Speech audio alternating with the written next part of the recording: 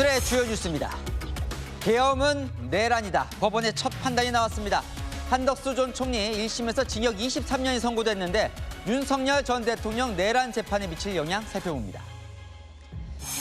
이재명 대통령이 173분, 그러니까 2시간 53분 동안 생중계 신년 기자회견을 했습니다. 올 한 해 어떤 구상을 밝혔을까요? 그린란드 현지에 특파원을 급파했습니다. 들려온 소식은 자연의 보고가 저항의 땅이 되어가고 있다. 생생한 현장 소식 전해드립니다.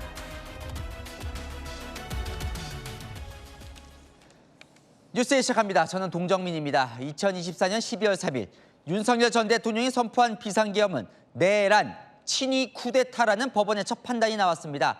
이 사망자 없이 몇 시간 내에 계엄이 끝난 것도 정상 참작은 될 수 없다. 그건 맨몸으로 막은 국민들과 소극적이었던 군인, 경찰 덕분이기 때문이라고 했습니다. 첫 소식 송정현 기자입니다. 12.3 비상계엄 선포와 이에 근거하여 위헌 위법한 포고령을 발령하고 군병력 및 경찰 공무원을 동원하여 국회, 중앙선관위 등을 증거 출입 통제하는 등의 행위는 형법 87조에서 정한 내란 행위에 해당합니다. 사법부가 12.3 비상계엄을 내란이라고 판단했습니다. 한덕수 전 국무총리의 내란 중요임무 종사 혐의 등에 대한 사건을 맡은 재판부 판단입니다. 이하에서는 12.3 내란이라고 말하겠습니다. 지난 16일 윤석열 전 대통령의 체포방해 혐의 1심 선고가 있었지만 당시 재판부는 내란 여부에 대한 직접적인 판단을 내리지 않았습니다. 재판부는 12.3 비상계엄은 윤 전 대통령과 추종 세력에 의한 위로부터의 내란이자 친위 쿠데타라고 규정했습니다. 12.3 내란은 위로부터의 내란에 해당하는데 이러한 형태의 내란은 이른바 친위 쿠데타라고도 불립니다. 그 위험성의 정도가 아래로부터의 내란과 비교할 수 없습니다. 국민이 선출한 권력자가 내란 행위를 한 것은 민주주의와 법치주의를 흔드는 일이라고 꾸짖었습니다. 내란죄 1심 유죄 선고는 1996년 전두환 전 대통령의 내란 수괴 혐의 재판 이후 30년 만입니다. 한 전 총리 재판에서 12.3 비상계엄이 내란으로 규정되면서 다음 달 19일로 예정된 윤석열 전 대통령의 내란 우두머리 혐의 1심 선고에도 영향이 불가피하다는 분석이 나옵니다. 채널A 뉴스 송정인입니다.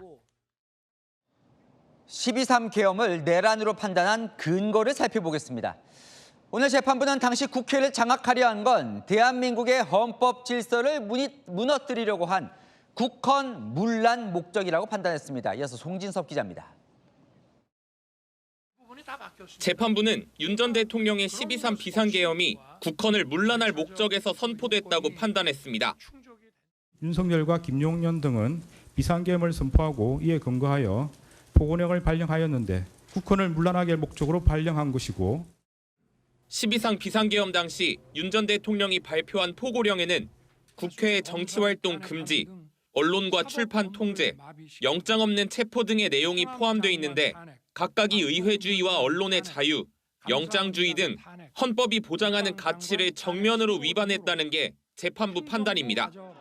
헌법기관인 국회와 중앙선거관리위원회를 점거해 대한민국의 헌정 질서를 무너뜨리려 했다는 겁니다. 한덕수 전 국무총리가 이런 목적을 알고도 가담했다고 지적하기도 했습니다. 피고인에게 국헌을 문란하게 할 목적과 폭동을 일으키는 사실에 대한 인식과 의혹이 있었다고 인정할 수 있습니다. 국헌 문란 목적의 내란이 성공해 헌법 질서가 무너지면 막대한 피해가 발생하고 회복이 어렵다며 내란을 사전에 차단할 필요를 위해서라도 가담자는 무겁게 처벌해야 한다고 밝혔습니다. 채널A 뉴스 송진섭입니다. 내란이 성립되기 위한 또 다른 요건이 있습니다. 폭동, 이것도 인정이 됐습니다. 무장한 군인으로 선관위와 국회를 점거한 건 지역의 평온을 해쳤다고 판단했습니다. 김호영 기자입니다. 여의도 국회 운동장에 내려앉는 군용 헬기들. 헬기에선 특전사 소속 무장 상태의 계엄군이 쏟아져 나왔습니다. 본관 유리창문을 깨고 내부로 진입했고 본회의장으로 향하는 길목에서 바리케이트를 쌓고 저항하는 국회 당직자와 보좌진들과 대치했습니다. 같은 시각 과천 중앙선거관리위원회 청사에도 계엄군이 들이닥쳤습니다. 야구방망이와 케이블 타이 등을 휴대했고 전산실로 들어가 서버 사진을 찍었습니다. 선관위 직원들의 휴대전화도 압수했습니다. 재판부가 12.3 비상계엄이 폭동이라고 판단한 장면들입니다. 다수의 군병력과 경찰 공무원을 동원하여 국회, 중앙선관위 등을 점거, 출입 통제하는 등 다수인을 결합하여 육력을 행사하고 해악을 고지함으로써 한 지역의 평화를 해할 정도의 위력이 있는 폭동을 일으켰다고 인정됩니다. 국회를 봉쇄해 계엄 해제 의결을 저지하려 했고 선관위를 장악해 영장 없이 전산 자료를 압수수색했다고 봤습니다. 비상계엄에 동원된 군경도 군인 1,605명, 경찰 약 3,790명으로 위력이 작지 않았다며 지역의 평온을 해할 정도의 폭동이었다고 판단했습니다. 또 내란이 사망자 없이 몇 시간 만에 끝난 건 국회를 맨몸으로 지킨 국민의 용기와 위법한 지시에 저항하거나 소극적으로 따른 군인과 경찰 덕분이라며 결코 가담자에 의한 게 아니라고 강조했습니다. 채널A 뉴스 김호영입니다. 오늘 한덕수 전 총리는 법정 구속됐습니다. 이 특검은 징역 15년을 구형했는데 1심 법원 매우 이례적으로 거기에 8년을 더해 징역 23년을 선고했습니다. 특검은 내란 방조, 그러니까 편의를 봐줬다는 수준으로 넘겼는데 오히려 재판부가 중요 임무 종사 혐의를 추가하도록 했습니다. 이기상 기자입니다. 주문. 피고인을 징역 23년에 처한다. 무죄 부분을 신문이나 관보 등에 게시하기를 원합니까? 특별히 그럴 계획 없습니다. 한덕수 전 국무총리에게 징역 23년이 선고됐습니다. 특검이 구형했던 징역 15년보다 8년 높은 중형입니다. 내란 중요 임무 종사 등 주요 혐의를 유죄로 판단하고 허위 공문서 행사 혐의는 무죄로 봤지만 형량은 더 무거워진 겁니다. 재판부는 국무총리로서의 헌법 수호 책임을 다하지 않았다며 한 전 총리를 꾸짖었습니다. 피고인은 12.3 내란이 성공할지도 모른다는 생각에 이러한 의무와 책임을 끝내 외면하고 오히려 그 일원으로서 가담하기로 선택하였습니다. 한 전 총리 측이 건강 상태 등을 들어 불구속 재판 유지를 요청했지만 증거 인멸 우려를 들어 법정 구속시켰습니다. 재판부는 비상계엄 선포 이후 한 전 총리 행적도 비판했습니다. 자신의 안위를 위해 사후계엄 선포문을 만드는 데 관여했고 아무런 기억이 안 난다며 책임을 회피했다는 겁니다. 한 전 총리는 앞선 재판에서 헌법재판소 등에서의 위증 혐의를 인정했습니다. 제가 부족한 사람이었다는 절망감이 사무칠 따름입니다. 저는 그 괴로움을 죽는 날까지 지고 가야 할 사람이라고 생각합니다. 하지만 재판부는 범죄 사실이 탄로날 것으로 보이자 사과했다며 사과의 진정성을 인정하기 어렵다고 지적했습니다. 채널A 뉴스 이기상입니다. 네, 아는 기자 좌영길 법조팀장 나와 있습니다. 오늘 한덕수 전 총리 판단이 더 주목이 됐던 건 바로 윤석열 전 대통령 내란 판단과 연결이 되어 있기 때문입니다. 자, 어쨌건 12.3 계엄은 내란이다. 처음 판단이 나온 거예요. 네, 맞습니다. 일단 한덕수 전 총리 재판이긴 하지만 재판부는 아주 명확하게 내란이 맞다 이렇게 결론을 냈습니다. 내란죄는 국헌문란 목적, 폭동 이렇게 두 가지가 모두 인정돼야 성립하는 범죄입니다. 사실 한덕수 전 총리의 주요 혐의는 비상계엄 선포를 돕기 위해서 국무회의를 소집했다는 내용입니다. 군과 경찰을 동원했다는 폭동 부분은 한 전 총리 혐의와는 직접적인 관련성은 떨어지는데요. 하지만 한 전 총리의 내란 가담 혐의가 유죄인지 무죄인지 판단하려면 먼저 비상계엄이 내란이냐 아니냐 이 판단을 먼저 하는 게 불가피한 측면이 있었을 겁니다. 근데 오늘 선고가 좀 특이점이 있는 게 결론을 처음부터 바로 얘기한 게 이게 좀 독특하다고요? 네, 보통은 법원은 선고를 할 때 결론을 맨 마지막에 말하는 미괄식 선고를 하는 경우가 많습니다. 하지만 오늘은 처음부터 내란이 성립한다. 이렇게 두 가지식으로 명확하게 판결을 했는데요. 재판장인 이진관 부장판사는 선고 초반부터 지금부터 내란이라고 부르겠다 이렇게 말하고 선고를 이어갔습니다. 선고 내내 비상계엄 선포라는 말을 반복하는 대신 이 말을 내란으로 모두 바꿔서 재판부 판단을 분명하게 전달한 겁니다. 자, 이제 관심은 이거죠. 내란 우두머리 혐의 받는 윤석열 전 대통령 이 선고에 영향이 있는 거죠. 영향이 꽤 있을 것 같습니다. 일단 오늘 선고 내용만 놓고 보면 재판부가 윤 전 대통령 측 핵심 방어 논리를 일일이 반박했다고 볼 수 있습니다. 윤 전 대통령 측은 2시간짜리 계엄이 어디 있느냐, 대통령이 국회를 존중해서 계엄을 조기 해제했고 인명피해도 없었기 때문에 폭동도 아니라고 주장하고 있습니다. 하지만 재판부는 계엄이 몇 시간 만에 끝났고 인명피해가 모두 없었지만 이것은 국민의 용기 덕분이었다 이렇게 설명을 했습니다. 윤 전 대통령 재판을 맡은 지규현 재판부는 선고를 지금 한 달 정도 남겨놓고 있습니다. 지금 한창 판결문을 쓰는 중일 텐데요.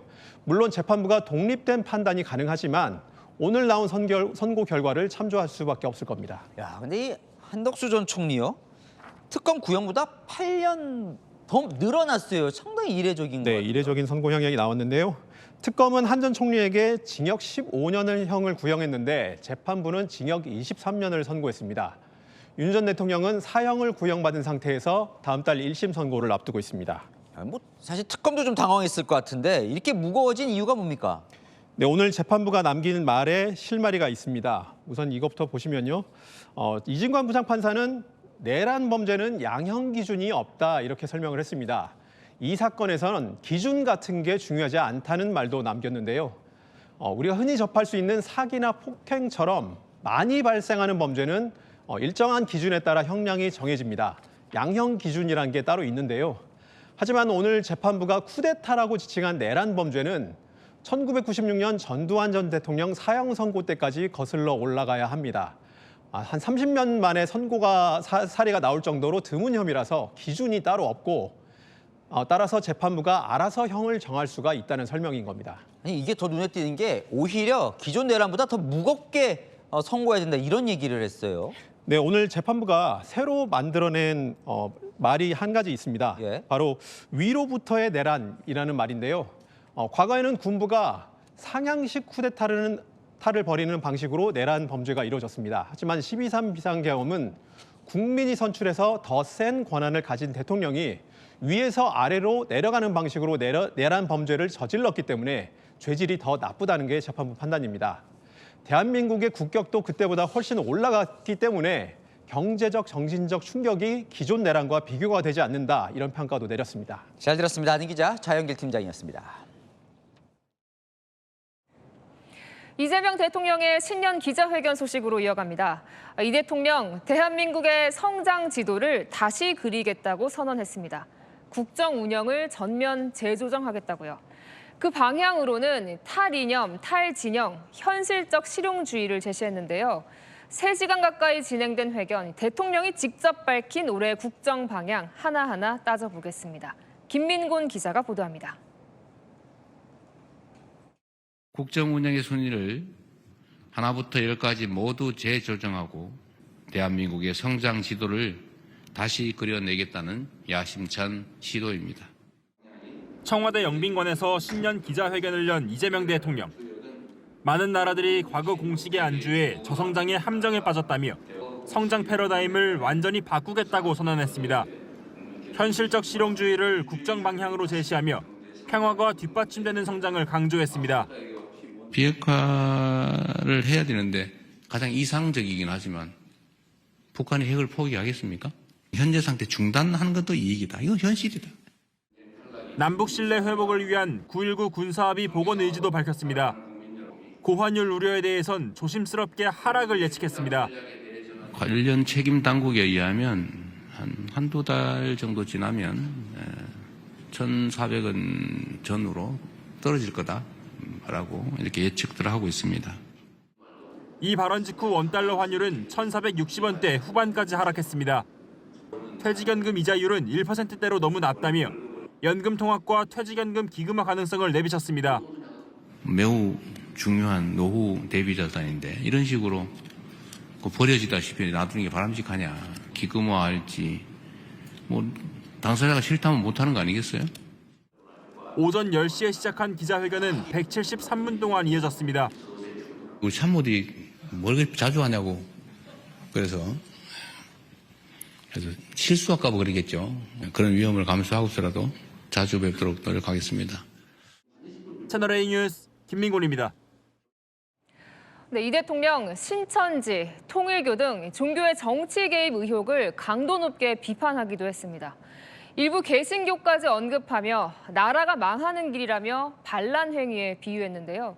단식 중인 장동혁 국민의힘 대표와의 당장 영수회담에는 선을 그었습니다. 이상원 기자입니다. 이재명 대통령은 정교유착 의혹과 관련해 나라가 망하는 길이라며 반드시 뿌리를 뽑아야 한다고 비판했습니다. 종교를 정치적 수단으로 써선 안 된다는 겁니다. 나라 지키라고 총 주었더니 내가 가진 총인데 내 마음대로 쏠 거야. 그래가지고 국민들한테 총구를 겨냥하는 반란 행위라는 거와 똑같죠. 언론 보도를 언급하며 신천지는 2000년대 초반부터 정치 개입을 했다는 근거가 나오는 것 같다. 통일교도 많이 개입한 것 같다고 말했습니다.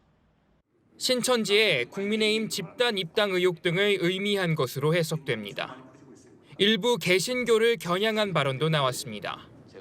이재명이 죽어야 대한민국이 산다. 설교 제목이 그런 데도 있더라고요.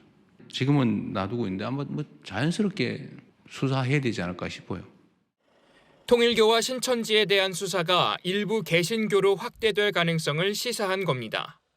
국민의힘이 요구하고 있는 장동혁 대표와의 영수회담은 사실상 거절했습니다. 지금은 여야 간 대화가 우선인 것 같습니다. 또는 대통령의 정치적 결단이 필요하거나 이러면 그때 만나는 게 맞다고 생각합니다. 채널A 뉴스 이상원입니다. 네, 이해운 기획예산처 장관 후보자의 거취에 대해서도 언급했습니다. 어떻게 할지 아직 결정을 못했다면서 지금 상황을 영화 대부에 비유하기도 했습니다. 이혜주 기자입니다. 이재명 대통령은 이해훈 기획예산처 장관 후보자 질문이 나오자 한숨을 내쉬었습니다. 이 질문을 왜 안 하시나 했어요. 참 어렵습니다. 직설적으로 얘기를 하면 이해훈 지명자에 대해서 어떻게 할지는 아직 결정은 못했어요. 이 후보자를 둘러싼 논란에 대해 문제가 있어 보이긴 한다면서도 지명한 배경엔 통합이 있었다고 설명했습니다. 특히 경제 분야는 소위 보수적 가치가 또 보수적 질서가 또 중요한 측면도 있고 다양한 사람들의 목소리도 좀 듣자. 청와대 검증이 미흡했다는 지적에 대해선 그쪽 진영에서 공천을 5번 받아 3번씩이나 국회의원에 당선되지 않았냐며 보좌진에게 갑질했는지 안 했는지 어떻게 아느냐고 반박했습니다. 자기들끼리만 알고 있는 그 정보를 가지고 마치 대부에서 나오는 배신자 처단하듯이 그래 막 우리는 모르던 걸 막 공개를 해가면서 이렇게 공격을 하면 우리로서는 알기 어렵죠. 여권 내부의 반발에 대해서는 이렇게 격렬한 저항에 부딪힐지 몰랐다고 토로했습니다. 아니 우리가 어떻게 만든 정권인데 그 중요한 자리를 왜 상대방한테 주는 거야. 섭섭해. 지지 처리할 거야. 이런 분도 계시죠. 그럼 이해가 되죠. 송원석 국민의힘 원내대표는 청와대 사전검증이 실패했다고 자백한 것 같다며 지명 철회하라고 요구했습니다. 채널A 뉴스 이혜주입니다. 최근 여권 내부에서도 논란인 검찰 개혁에 대한 질문엔 이 대통령 10분 넘게 말을 이어갔습니다. 검찰 개혁은 검찰의 업보라며 대장동 수사에 대해서도 강하게 검찰을 비판했습니다. 최재원 기자가 보도합니다. 이재명 대통령은 여권에서 검찰 개혁을 강하게 밀어붙이는 건 검찰의 업보라고 말했습니다. 검찰이 하도 저지른 업보가 많아가지고 마녀가 된 거 아니냐. 뭐든지 미운 거예요. 뭐든지 믿을 수가 없어요. 검찰 거의 악연은 2002년부터 시작됐다며 대장동도 검사들이 연루된 거 아니냐고 지적했습니다. 소위 파크뷰 특혜 분양 사건 그 폭로했다가 그때부터 검찰과 악연이 시작됐습니다. 파크뷰 특혜 분양 사건에는 검사들이 관련이 있었죠. 대장동 그 검사들이 해먹은 거 아닙니까?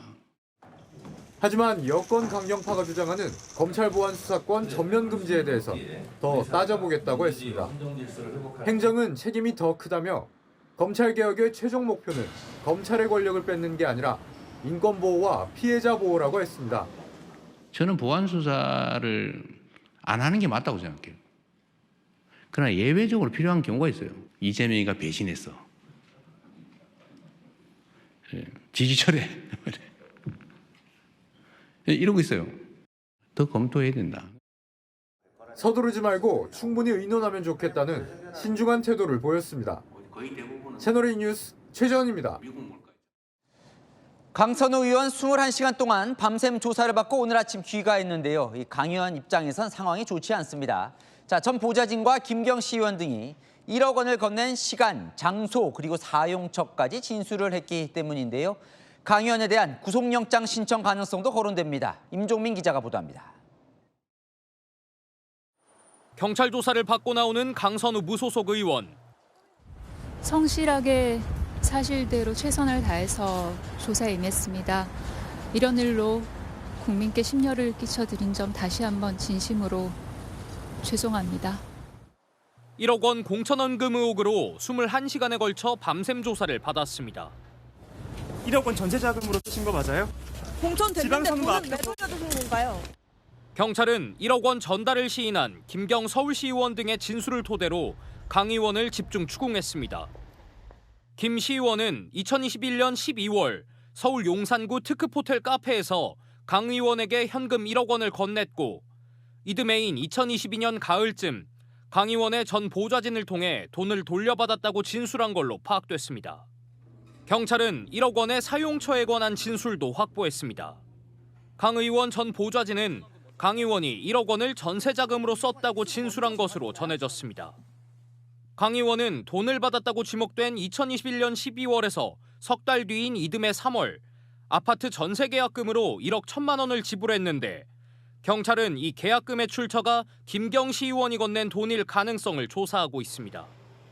경찰은 강 의원에 대한 추가 소환 조사 뒤 신병 확보를 위해 구속영장을 신청하는 방안을 검토 중입니다. 채널A 뉴스 임종민입니다. 네, 아는 기자 사유 백승우 기자 나왔습니다. 자, 뭔가 이 공천원금 의혹과 관련해서 좀 더 구체적인 것들이 이제 진술이 나오고 있는데 1억 원을 줬다는 장소가 나왔어요. 네, 맞습니다. 이 강선우 의원과 전 보좌관 김경 서울시의원 세 사람이 만났다는 장소가 특정이 됐습니다. 서울 용산구에 있는 하얏트 호텔 2층 카페인데요. 돈을 건넸다며 자수서를 낸 김 시의원이 경찰 조사 과정에서 지난 2021년 12월 강 의원에게 돈을 건넨 장소라고 지목한 곳입니다. 자, 그 카페에서 뭐라고 했는지도 지금 경찰이 뭔가 진술을 확보한 거죠? 네, 맞습니다. 김 시의원이 이 자리에서 현금 1억 원이 든 쇼핑백을 들고 왔다고 하고요. 이 쇼핑백을 강 의원에게 직접 건네자 강 의원이 뭘 이런 걸 다 하라고 얘기한 걸 기억한다고 진술한 걸로 알려졌습니다. 이 진술이 사실이라면 김병기 의원과의 대화에서 전 보좌관의 보고를 받고서야 돈을 받은 사실을 알았다고 했었던 강 의원의 설명과는 배치되는 상황인 거죠. 자, 좀 더 나가서 그 1억 원을 어디에 쓴 건지도 뭔가 진술이 나왔어요. 네, 맞습니다. 경찰은 1억 원의 사용처에 관한 관련자의 의미 있는 진술도 확보한 걸로 전해졌습니다. 김 시의원이 경찰 조사에서 호텔에 동석했었던 강 의원 전 보좌관에게서 강 의원이 1억 원의 전세 자금으로 썼다고 말하는 걸 들었다고 진술한 걸로 알려지는데요. 경찰도 어제 강선우 의원 밤샘 조사에서 1억 원의 사용처에 대해 집중 추궁한 걸로 전해집니다. 진술이 있었는데 실제로 좀 살펴보니까 강 의원이 그 회동 호텔에서 만난 몇 달 뒤에 전셋집을 계약을 했다면서요? 네, 맞습니다. 저희가 직접 이제 강 의원의 아파트 전세 계약서 내용을 알아봤는데요.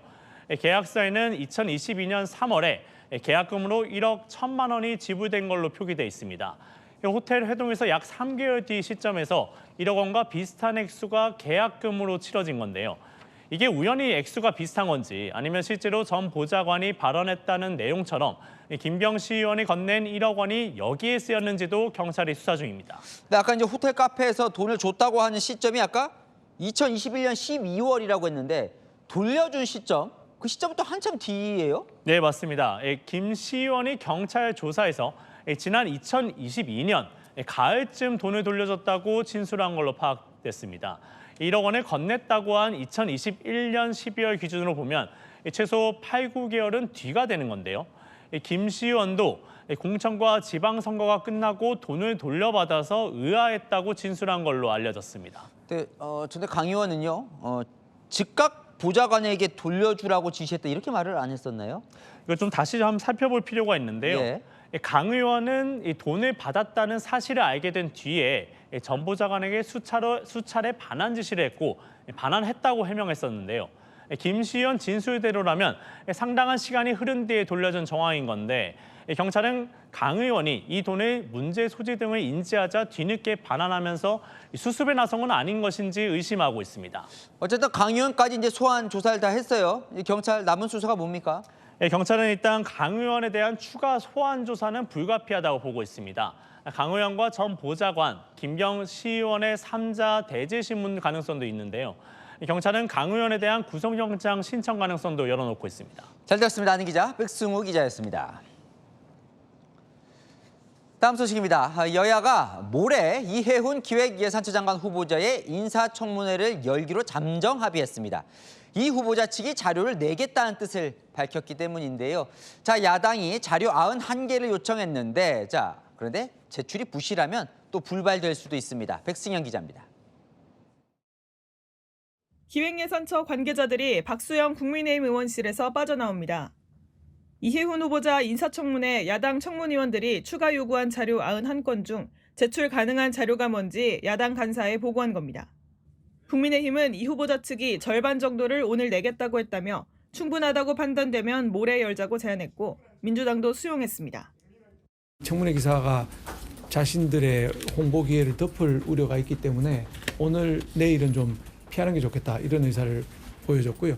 모레 하는 거에 대해서는 특별히 반대 의사를 표명하지는 않았습니다. 하지만 청문회가 열릴지는 미지수입니다.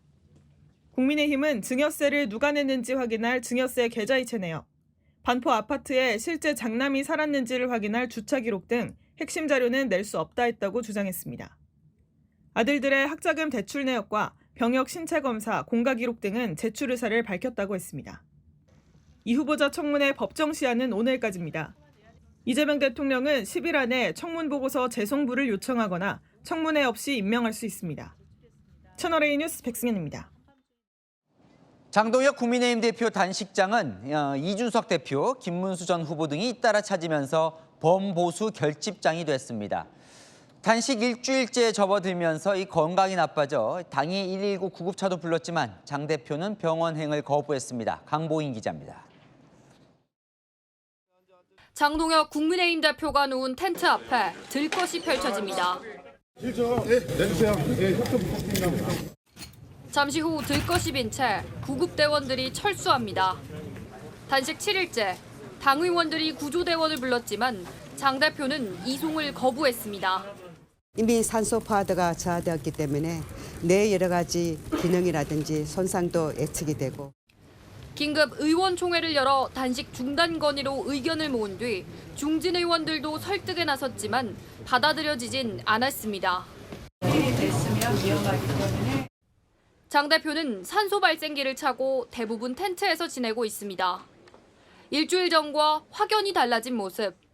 난 여기서 묻히고 민주당은 민심에 묻힐 것이라며 단식 의지를 내비쳤습니다. 이준석 개혁신당 대표도 귀국하자마자 단식장을 찾았습니다. 이 와중에서도 어떻게든 물타기 하려고 그러고 받지 않으려고 하는 모습 때문에 이제 마음이 아프면서 야당이 할 수 있는 게 이런 거밖에 없어서 이런 선택을 해야 되는 상황이 안타까워요. 이석연 대통령 직속 국민통합위원장과 김문수 전 대선 후보도 찾았습니다. 특별한 말씀은 하지도 않고 또 특별히 하시지도 안 하고 건강하시라는 말씀이었습니다. 채널A 뉴스 강보인입니다. 민주당이 장경태, 최민희 두 의원에 대해 직권조사를 시작했습니다. 자, 민주당은 윤리감찰단이 있고요. 윤리심판원이 있습니다. 윤리감찰단은 검찰 역할입니다. 뭔가 의혹이 생기면 조사를 하고 결과에 따라 징계를 요청하죠. 윤리심판원은 법원 역할입니다. 이 감찰단이 요청하면 징계 여부와 수위를 결정하죠. 그동안 이 장경태 의원의 성비위 의혹 윤리감찰단이 조사를 하고 있었습니다. 근데 지지부진하자 윤리심판원이 직접 조사하겠다며 이례적으로 칼을 빼든 겁니다. 지난해 국정감사 때 터졌던 최민희 의원의 이 자녀 결혼식 축의금 논란도 함께 조사를 하겠다고요. 윤리심판원이 발생한 지 꽤 지난 이 두 사건을 왜 지금 직권 조사를 하겠다고 나선 걸까요? 이솔 기자가 보도합니다. 민주당 윤리심판원이 장경태 의원의 성추행 의혹과 최민희 의원의 자녀 축의금 논란에 대한 직권조사에 들어갔습니다. 한동수 당 윤리심판원장은 김병기 의원이 탈당한 지난 19일 직권조사 명령을 발령했다고 밝혔습니다. 당 윤리감찰단은 지난해 11월 장 의원 조사에 착수했지만 석 달째 결과는 나오지 않고 있습니다. 양측의 주장이 워낙 팽팽한 그런 상태여서 윤리감찰단으로서는 이에 대해서 어떤 결론에 이르기가 어려운 상황인 것으로 그렇게 알고 있고. 최민희 의원은 지난해 10월 국정감사 기간 딸 결혼식을 치르며 피감기관으로부터 화환과 축의금을 받았다는 논란이 있었는데 당 차원의 조사는 없었습니다. 당내에선 제명된 김병기 의원과 형평에 맞지 않는다는 일부 지적을 의식에 둔 것이라는 해석도 나옵니다. 당 핵심 관계자는 어떤 문제는 속전속결로, 어떤 문제는 너무 늦게 처리되는 데 대한 한 원장의 판단이 작용한 것 같다고 설명했습니다. 최 의원은 당사자에게 통보하지 않은 사안을 공개했다며 반발하면서도 성실히 임하겠다고 했고, 장 의원 측은 방송 보고하라 당황스럽다고 밝혔습니다. 채널A 뉴스 이솔입니다. 네, 중무장을 해도 추위가 파고드는 하루였습니다. 오늘 아침 서울 체감온도는 영하 20도까지 떨어졌는데요. 이 추위에 맨손으로 일해야 하는 수산시장 상인들의 고충은 이루 말할 수 없습니다. 혹독한 한파를 온몸으로 견디고 있는 현장에 오세정 기자가 다녀왔습니다. 아침을 맞는 노량진 수산시장. 흘러내린 바닷물이 얼어붙어서 눈처럼 서걱댑니다. 판매대에 진열한 생선들은 살이 얼지 않게 비닐 이불을 덮었습니다. 지붕은 이따지만 바깥 공기가 그대로 통하는 시장 구조라 두꺼운 외투로 중무장하고 털모자를 써봐도 몸으로 파고드는 한기를 다 막지는 못합니다. 춥게 추워요, 굉장히. 이거 이렇게 안 쓰면 기가 막 시려요. 장갑이 있어도 물에 젖은 생선을 만지면 금세 얼어버려 맨손 작업을 할 때가 많습니다. 이게 매듭이 잘 안 풀리고 또 장갑도 끼면은 엄청 불편해요. 그래서 안 껴요. 난로를 피워 얼어붙은 손을 녹이고 따뜻한 국물로 몸에 온기를 더하는 게 최선입니다. 전통시장 상인들도 이불을 덮어준 과일이 밤새 안녕했는지 확인이 우선입니다. 춥고 과일도 얼고 이런 것 때문에 힘들죠. 퇴근할 때마다 이게 얼지 말라고 이불을 덮어놔요. 칼바람을 막아주는 건 얇은 한 겹 비닐막뿐. 저 비닐 효과가 굉장히 커요. 바람이 찬바람 때 바람 영향으로 많이 얼거든요. 김이 펄펄 나는 온수에 수시로 손을 담가서 녹여봅니다. 옷은 따수니까 안 춘데 손이 그렇게 싫어. 고무장갑 끼고 다 끼는데 물 뒤에다 놓고 쓰는데 물을 맨날 뒤에다 놓고 쓰기는. 냉동고 추위와 온몸으로 맞서는 상인들의 사투는 오늘도 계속됩니다. 채널A 뉴스 오세정입니다. 네, 울릉도엔 30cm 넘는 눈이 쏟아졌고 곳곳에 강풍을 동반한 눈이 몰아쳤습니다. 내일은 서울 아침 기온이 영하 14도까지 떨어지면서 올겨울 한파가 정점을 찍을 걸로 보이는데요. 이 강추위 언제쯤 누그러지는지 취재기자 연결해 알아보겠습니다. 네, 박자은 기자, 오늘도 이렇게 추운데 내일은 더 춥다는 거죠? 네, 저는 광화문 광장에 나와 있습니다. 강추위 때문인지 이곳 거리는 무척 한산한데요. 오늘 최저 영하 11.2도를 기록했던 서울은 내일 아침 영하 14도까지 떨어집니다. 체감 온도는 영하 20도까지 내려가면서 올 들어 가장 추운 날이 될 것 같습니다. 경기 내륙과 강원 산지는 더 춥습니다. 경기 가평, 포천 체감온도가 영하 20도 아래로 내려가겠습니다. 이번 추위는 오는 일요일까지 길게 이어집니다.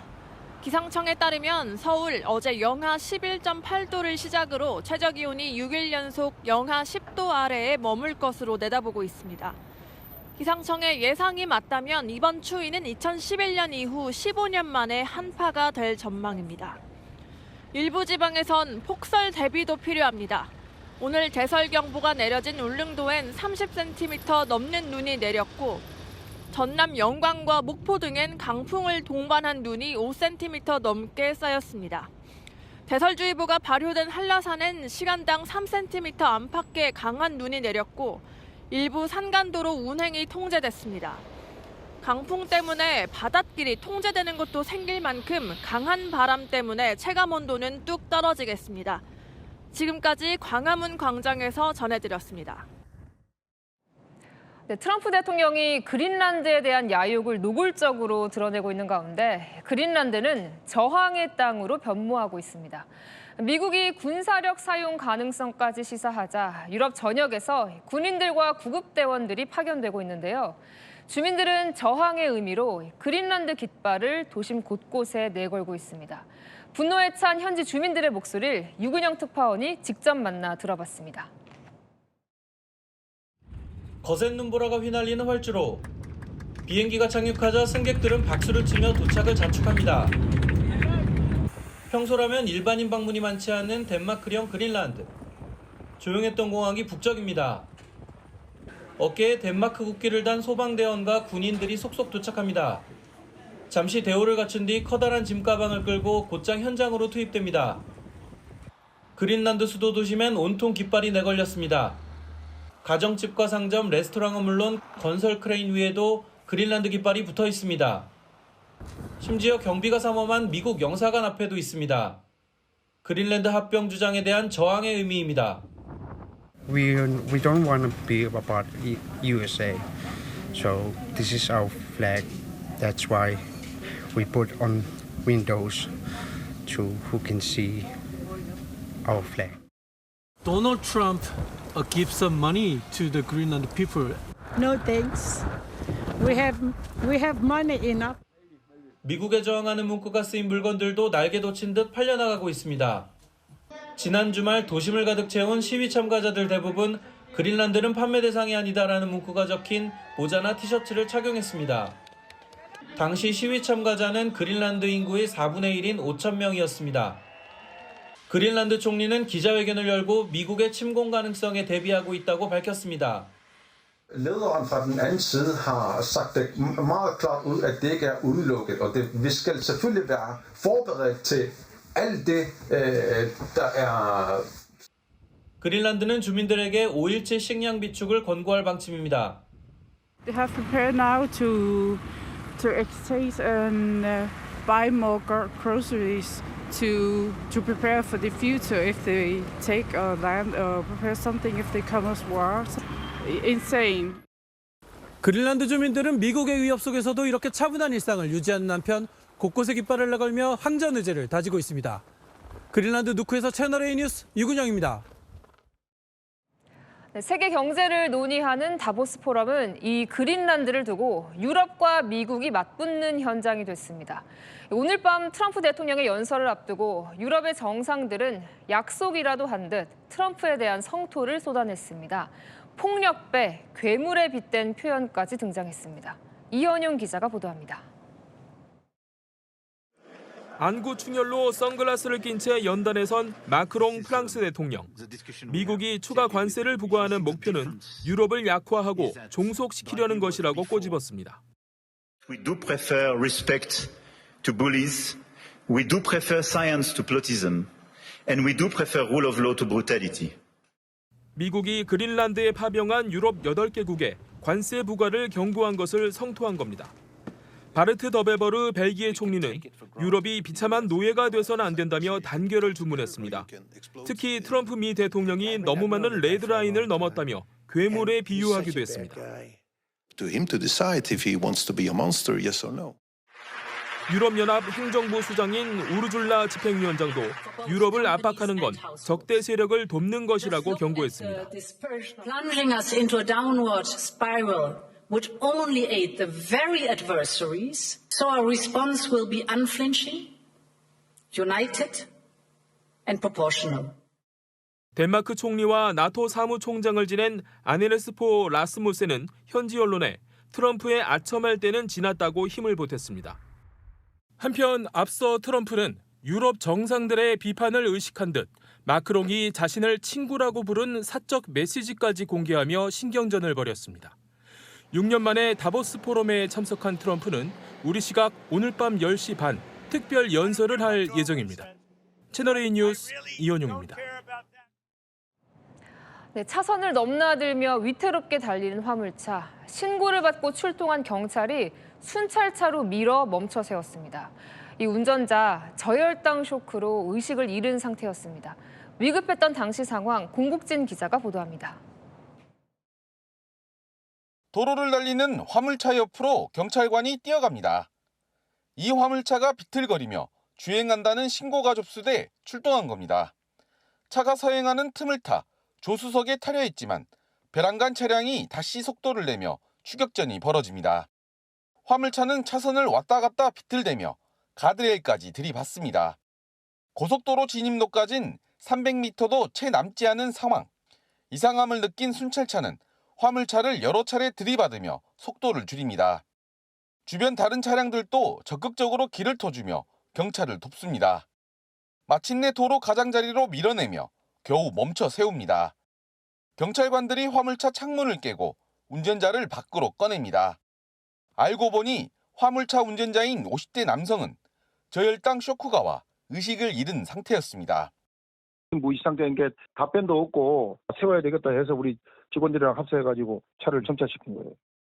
조금만 늦었더라도 트럭은 고속도로로 진입해 더 큰 사고로 이어질 뻔했습니다. 구조된 운전자는 현재 건강을 회복한 것으로 전해집니다. 채널A 뉴스 공진입니다. 이웃집 아파트가 보이스피싱 조직의 자금 세탁소였습니다. 메뚜기처럼 전국 아파트를 옮겨다니며 세탁한 돈이 1조 5천억 원에 달했습니다. 정윤아 기자가 보도합니다. 수사관들이 아파트 안으로 급습합니다. 빛이 들어오는 걸 막는 두꺼운 암막 커튼이 쳐 있고 창문에는 아예 먹지를 붙여놨습니다. 내부는 아파트 같지만 보이스피싱 자금을 세탁하는 곳입니다. 피싱 피해자에게 갈취한 돈을 대포폰과 대포통장으로 이체를 반복하며 금액을 쪼개고 합치기를 반복하는 방식이었습니다. 이곳에서 세탁된 돈만 1조 5천억 원. 총책인 40대 남성 A씨가 챙긴 수익이 126억 원에 달합니다. 발각될까 봐 전북, 인천 송도 등지에 아파트 7곳을 옮겨 다니며 자금 세탁 센터로 썼습니다. 범죄 수익은 명품 구매 등 호화 생활을 유지하는 데 썼습니다. 자금 세탁 총책의 집에서는 명품 브랜드 가방, 신발, 옷 등이 대거 발견되었습니다. 수사 결과 모두 현금으로 산 것으로 파악됐습니다.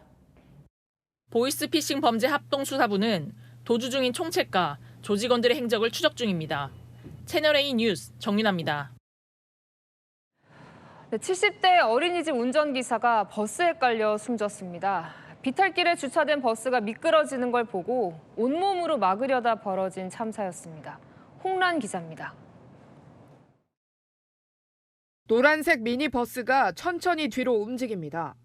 버스 뒤쪽에서 몸으로 버스를 막고 있던 남성이 중심을 잃고 바닥에 쓰러집니다. 신호를 기다리고 있는 승용차 조수석 쪽을 들이받고 나서야 멈춰서는 버스. 어제 오후 5시 21분쯤 경기 김포시에서 어린이집 차량이 비탈길에서 밀려 내려가 사람을 덮쳤습니다. 어린이집 버스기사인 70대 남성이 밀려 내려오는 버스를 몸으로 막다가 차량에 깔렸습니다. 버스기사는 호흡과 맥박이 없는 상태로 병원으로 급히 옮겨졌지만 결국 숨졌습니다. 차가 조금 경사가 있다 보니까 밀리는데 너무 급하니까 막는다고 하셨나 봐요. 어린이집 버스가 밀려 내려간 거리는 약 10여 미터. 25인승 버스로 사고 당시 승객이 타고 있지는 않았습니다. 경찰은 주차장에 세운 버스가 움직이자 기사가 멈춰 세우려다 사고가 난 걸로 보고 당시 주차 브레이크가 제대로 채워져 있었는지 등 정확한 사고 경위를 조사 중입니다. 채널A 뉴스 홍란입니다. 자, 이 군복무를 마친 BTS가 3년 9개월 만에 완전체로 돌아와 이곳 서울 광화문 광장에서 컴백 기념 공연을 추진하는데요. 그 소식이 알려지자마자 이 광화문 일대 숙박비가 2배 이상 오르면서 들썩이고 있습니다. 윤수민 기자가 취재했습니다. BTS 컴백을 기념한 무료 공연의 첫 무대는 광화문 광장입니다. 공연이 열리는 광화문 광장 바로 옆 세종문화회관 계단인데요. 벌써부터 이렇게 BTS의 컴백 날짜로 꾸며졌습니다. BTS 공연 소식에 광화문 경복궁 일대 숙박요금이 즉각 반응했습니다. 공연 날짜로 거론되는 3월 20일과 21일을 두고 가격부터 올린 겁니다. 평소 20만 원대였던 호텔은 50만 원대로 2배 이상 뛰었고 중저가 숙박업체도 30만 원대까지 치솟았습니다. 예약이 쭉 오는데 왜 이러지 하고 보니까 BTS 소식이 들리더라고요. 앞서 부산 공연 숙박 요금이 급등하자 대통령이 직접 강력 단속을 지시한 바 있습니다. 외국인들도 바가지 요금이 불만입니다. But for your daily use, I mean, it's too, pricey. For the fans who don't have the money, it would be a big problem. I'd say obviously it's not ideal that foreigners are being charged excessive. If they are being charged excessive amounts, that's not fair. 숙박 요금은 법적으로 자율 가격제인 탓에 가격 인상을 막을 뚜렷한 근거는 없습니다. 채널A 뉴스 윤수민입니다.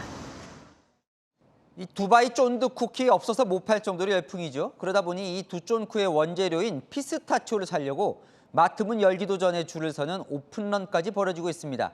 이럴 때 그런데 꼭 못된 일들 하는 사람들이 있죠. 원재료 사기가 기승을 부리고 있습니다. 홍지연 기자가 취재했습니다.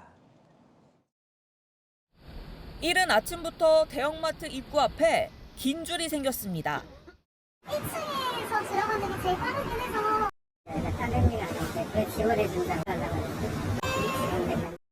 문이 열리자마자 모두 달리기 시작합니다. 에스컬레이터도 뛰어내려가 여기저기 뒤지지만 찾는 물건은 보이지 않습니다. 어딨어? 없네.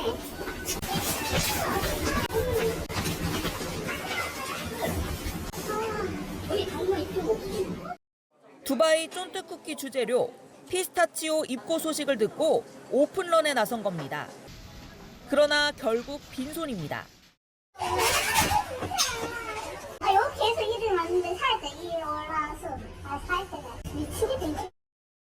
유행이 커지며 원자재 수급을 흔들고 그 여파가 자영업자에게 닿고 있는 겁니다.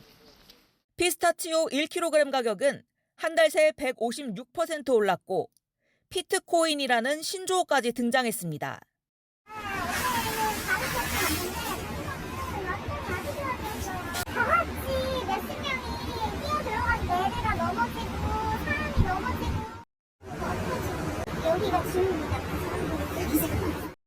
유행을 노린 납품 사기도 기승을 부립니다.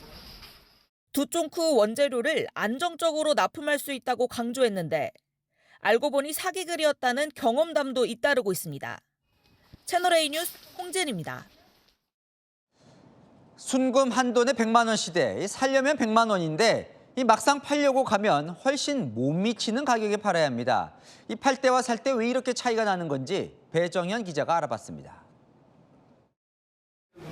순금 한 돈 가격이 처음으로 100만 원을 넘었습니다. 현지 시각 어제 국제 금값이 장중 역대 최고가를 찍으며 국내에도 영향을 미친 겁니다. 새해 첫날 금값은 살 때 기준 한 돈에 87만 9천 원이었는데요. 오늘 사려면 100만 9천 원, 20일 만에 13만 원 오른 겁니다.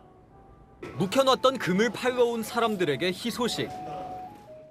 15돈짜리 목걸이를 갖고 있었는데 전부 다 팔러 왔습니다. 산지는 이제 한 3년 넘어서 거의 한 900만 원 정도는 번 것 같아요. 하지만 팔 때 가격은 한 돈에 84만 원. 16만 원 정도 차이가 나다 보니 고민하다 발길을 돌리는 사람도 적지 않습니다. 솔직히 어제도 고민 엄청 했어요. 1, 2만 원이면 그래 그냥 팔겠는데 16만 원이면 차가 너무 많이 나잖아요. 팔 때와 살 때 가격 차가 많이 나는 이유. 금을 살 때는 부가세 10%와 임가공비 등이 추가되는데 팔 때는 이런 비용들을 제외하기 때문입니다. 오른 금값에 팔려는 수요가 몰려 가격이 더 떨어진다는 분석도 나옵니다. 글로벌 투자은행들은 연말까지 지금보다 금값이 더 오를 거라는 전망을 내놓고 있습니다. 채널A 뉴스 배정현입니다. 4대 은행이 수천억 원 규모의 과징금 폭탄을 맞았습니다. 부동산 담보 인정 비율 LTV 정보를 수년간 서로 은밀히 주고받으며 담합해서 무려 수조 원대의 이자 수익을 낸 혐의입니다. 우영기 기자가 취재했습니다. 공정거래위원회가 국민, 신한, 우리, 하나은행이 부동산 담보 인정 비율 LTV를 담합했다고 보고 총 2,720억 원의 과징금을 부과했습니다. 담보 인정 비율은 담보로 잡히는 부동산 가격 대비 얼만큼 대출이 가능한지를 정하는 건데 LTV가 클수록 많은 대출이 가능하지만 회수 리스크가 커지는 만큼 적정 비율을 정하기 위해 짬짬이를 했다는 겁니다. 담합으로 벌어들인 이자 수익이 2년간 6조 8천억 원에 달하는 것으로 추정했습니다. 중요한 거래 조건인 담보 인정 비율을 통한 경쟁을 회피할 수 있었으며 영업이익을 안정적으로 창출할 수 있었습니다. 공정위에 따르면 각 은행 실무자들이 자료 준비가 됐느냐, 본사 앞에서 기다리겠다며 만남을 조율하고 직접 만나 엑셀 문서를 교환한 뒤 증거를 남기지 않기 위해 파기한 정황도 나왔습니다. 은행들은 대응 방안을 논의하고 있는 가운데 일부 은행들은 행정소송 가능성도 검토하고 있습니다. 공정위는 정보교환 담합행위 금지 규정이 적용된 첫 사례라며 금융을 비롯한 각 분야에서 감시를 강화하고 법 위반 시 엄정 조치하겠다고 밝혔습니다. 채널A 뉴스 우현기입니다. 트럼프 미국 대통령이 취임 1년을 맞아 깜짝 기자회견을 열었습니다. 대표 성과로 알래스카 천연가스 개발 사업을 내세웠는데 한국의 대미 투자금이 여기에 투입될 수 있다고 말했습니다. 이 사업 리스크가 크다 보니 우리 정부가 그동안 거리를 둬왔는데 사실상 한국의 참여를 압박한 셈입니다. 문예빈 기자가 보도합니다. 취임 1주년 기자회견에 나선 트럼프 대통령이 알래스카 천연가스 사업을 자랑하던 중 한국을 언급했습니다. 한국과 일본으로부터 전례 없는 투자금을 확보했다는 겁니다. A massive Alaskan pipeline project to export natural gas to Asia. We made a deal with South Korea and with Japan that gives us money the likes of which nobody's ever seen before. 지난해 11월 한국이 대미 투자 패키지에 합의하면서 약속한 투자금이 알래스카 가스 사업에 투입될 수 있음을 시사한 겁니다. 그동안에도 트럼프 행정부는 여러 차례 한일 투자금의 활용 가능성을 언급해왔습니다. 하지만 한국 정부는 원금 회수 가능성이 불확실한 고위험 사업엔 직접 투자하지 않는다며 알래스카 천연가스 사업은 적합하지 않다는 신중한 입장을 고수해왔습니다. 북극권 언 땅에 1,300km에 달하는 가스관을 새로 깔아야 해 초기 사업비만 우리 돈으로 약 66조 원에 이르는 초대형 프로젝트이기 때문입니다. 한미 간 입장이 엇갈리는 상황에서도 트럼프 대통령이 한국을 직접 거론한 건 한국의 참여를 관철시키기 위한 압박 의도라는 해석이 나옵니다. 채널A 뉴스 문예빈입니다. 트럼프 대통령의 이번 기자회견은 100분 넘게 이어졌습니다. 대부분이 자화자찬이었는데요. 미국 전역에선 반트럼프 시위가 잇따랐습니다. 워싱턴에서 정다은 특파원이 보도합니다. 업적이라고 적힌 두꺼운 서류 뭉치를 들고 취임 1주년 기자회견에 나선 트럼프 미 대통령. I could stand here and read it for a week and we wouldn't be finished, but we've done more than any other administration has done by far. 그 어느 행정부보다 훨씬 더 많이 이룩했다며 약 100분 동안 자화자찬을 이어갑니다. 불법 이민을 차단하고 세계의 분쟁을 종결시켰다며 스스로 추켜세웠고 한국을 포함한 세계 각국에 부과했던 관세를 업적으로 내세웠습니다. We have tremendous national security because of tariffs and tremendous income. We have, and by the way, no inflation. So everyone said, "Oh, tariffs will cause inflation." We have no inflation. 대통령은 자신의 업적을 늘어놨지만 취임 1년을 맞은 현재 미국에서 가장 눈에 띄는 건 반트럼프 시위입니다. 이민세관 단속국 요원의 총격으로 발생한 사망 사건 이후 시위는 전국으로 퍼졌습니다. 워싱턴 DC 백악관 인근에서도 이렇게 수백 명이 모여서 시위를 벌였습니다. The invasion of Venezuela, deportation of immigrants, those are a couple of the ones I'm most concerned about right now. I'm just very upset with the Trump administration and all the things going on, doing all this stuff overseas, trying to seize other countries' resources and land. 일부 시위대는 정부에 대한 항의 표시로 출근이나 등교를 거부하는 동맹 휴업에 나서기도 했습니다. 워싱턴에서 채널A 뉴스 정다은입니다. 서유럽 하늘에 우주쇼가 펼쳐졌습니다. 극지방에서나 볼 수 있던 오로라가 독일, 벨기에까지 내려온 건데요. 강력한 지구 자기장 폭풍이 건네준 선물이었습니다. 이서영 기자입니다. 새까만 저녁 하늘에 돌연 초록불빛이 나타나더니 하늘 곳곳에 일렁입니다. 극지방에서만 그것도 행운이 따라야만 겨우 볼 수 있는 오로라가 그제 밤부터 어제 새벽 사이 독일과 영국 등 서유럽 국가 하늘을 녹색과 붉은색 등 갖가지 색으로 물들였습니다. 강력한 지구자기장 폭풍을 타고 남쪽으로 내려오며 미국 중부는 물론 중국 내몽골까지 오로라가 관측됐습니다. 이번 자기장 폭풍은 전체 5등급 중 드물게 일어나는 4등급 수준으로 위성과 GPS 시스템에도 장애를 일으킬 정도였습니다. The intensity of these events can actually be such that they disturb communication systems. 영하 40도 시베리아 강가에 장관이 펼쳐졌습니다. 물 한 개 피어오른 강 양쪽으로 눈꽃을 이고 있는 나무들. 그 사이로 패들보트가 강물을 가릅니다. 인근 화력발전소에서 따뜻한 처리수가 흘러들어와 영하 40도의 차가운 공기와 만나면서 이곳만의 몽환적인 경치가 탄생했습니다. 가파른 물살을 이기지 못한 한 사람이 균형을 잃고 강물에 휩쓸릴 듯하자 곁에 있던 일행이 급히 손을 뻗지만 도우려던 순간 이번엔 그가 물살에 떠내려갑니다. 2층 집 높이까지 차오른 물에 자동차마저 휩쓸립니다. 튀니지에서 70년 만에 홍수가 났습니다. 이틀 사이에 200mm가량 폭우가 내리며 피해가 속출했습니다. 이 지역 1년치 강수량의 40%나 됐습니다. 현재까지 4명이 사망한 것으로 집계됩니다. 채널A 뉴스 이서영입니다. 북한 김정은 국무위원장이 온천 휴양시설을 가서 만족감을 드러냈습니다. 과거 물고기 수조만 못하다 질책했던 곳인데요. 어떻게 변했는지 김정근 기자가 보도합니다. 검정색 코트를 입은 김정은 북한 국무위원장이 탕 안으로 들어서자 수영복 차림의 남성들이 일제히 일어나 인사합니다. 여탕에도 들러 목욕하는 주민들과 대화를 나눕니다. 온천수를 손으로 떠올려 물냄새를 맡아보는가 하면 야외 노천탕과 모래찜질방에도 직접 들어가 점검합니다. 김 위원장이 어제 환하게 웃으며 둘러본 곳은 함경북도 경성군의 옴포 근로자 휴양소입니다. 지난 2018년 7월 방문 당시엔 물고기 수조보다도 못하다며 질책했던 곳인데 8년이 지난 지금은 넓은 욕장과 세련된 유리천장이 새로 설치됐습니다. 대형 TV와 소파 등으로 꾸며진 객실까지 고급 리조트를 연상케 하면서 김 위원장이 큰 만족감을 나타냈습니다. 내 구역들이 실용적으로 조화롭게 배치되고 건축의 모든 요소가 주변의 자연 환경과 친숙하게 구성되었다고 평가하셨습니다. 옴포 근로자 휴양소는 다음 달 중 정식으로 문을 엽니다.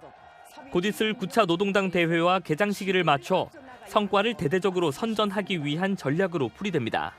채널A 뉴스 김정근입니다. 오늘 아침 서울은 영하 12.2도로 이번 겨울 들어 가장 추웠는데요. 내일은 기온이 더 떨어져서 하루 만에 기록을 다시 쓰겠습니다. 현재 경기 북부와 강원은 한파경보가, 서울 등 그 밖의 중부와 경북은 한파주의보가 내려졌습니다. 내일 아침 서울 영하 14도로 오늘보다 2도 낮고요. 체감온도는 영하 20도까지 떨어집니다. 대관령은 체감 영하 32도까지 곤두박질합니다. 낮에는 서울 체감 영하 10도로 오늘과 비슷하고요. 파주도 체감 영하 14도입니다. 이번 주말까지는 맹추위가 이어지다가 다음 주부터 누그러집니다. 서해안과 제주에는 대설특보가 내려졌는데요. 호남 서해안 10cm 이상, 제주 산간에 20cm 이상의 눈폭탄이 예상됩니다. 날씨였습니다. 뉴스에 마칩니다. 시청해주셔서 감사합니다.